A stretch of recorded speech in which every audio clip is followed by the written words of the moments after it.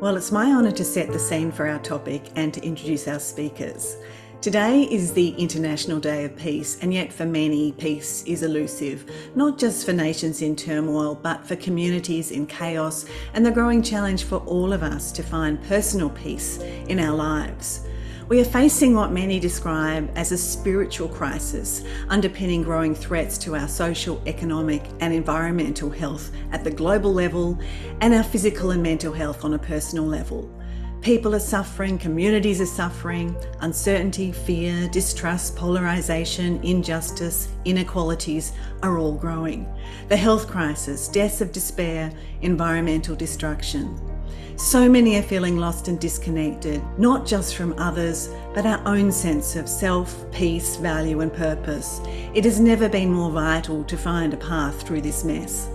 Which brings us back to the importance of restoring connection, trusting relationships and positive reframing, all fundamental themes of this network. Connection is our path to awareness of the interdependence of all life on our planet, to strength, creativity, inspiration, purpose, to respect, love, kindness and hope, and the desire to find common ground, to the deeper values we need to heal our relationship with each other, with the natural world and with ourselves. In other words, connection is a path to peace on every level. We recognise that this must be approached in two equally important, mutually magnifying directions.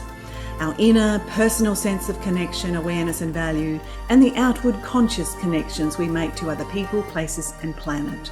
Both make a difference in the world, and we can argue that we need to start with ourselves to put our own oxygen mask on before we can help others.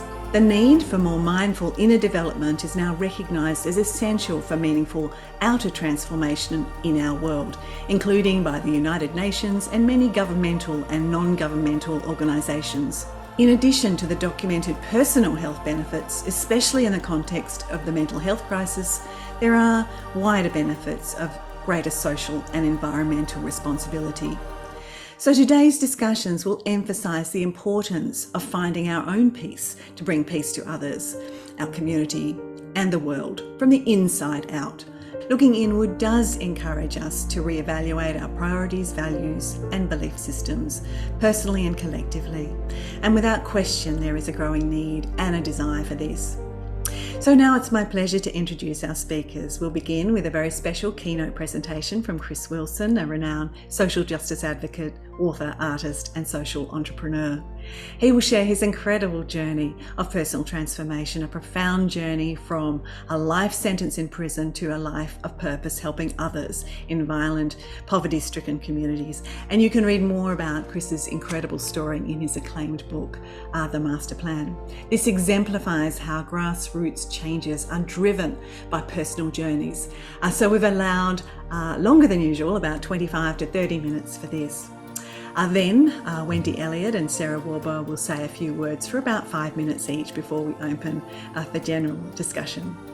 Wendy is the founder of Save the Childhood movement, a National Children's Day in the UK, and has a particular interest in safeguarding future generations. In 2018, she created the Flourish Project as a major global initiative exploring our understanding of human flourishing. She's also a member of the Sustainable Development Goals Thought Leaders Circle. Sarah Warber is Emeritus Clinical Professor of Family Medicine at the University of Michigan and Honorary Professor of the University of Exeter Medical School. She's also a scholar at the Nova Institute for Health and leads the Mutual Reawakening Project and is part of the Healing Journeys Project too.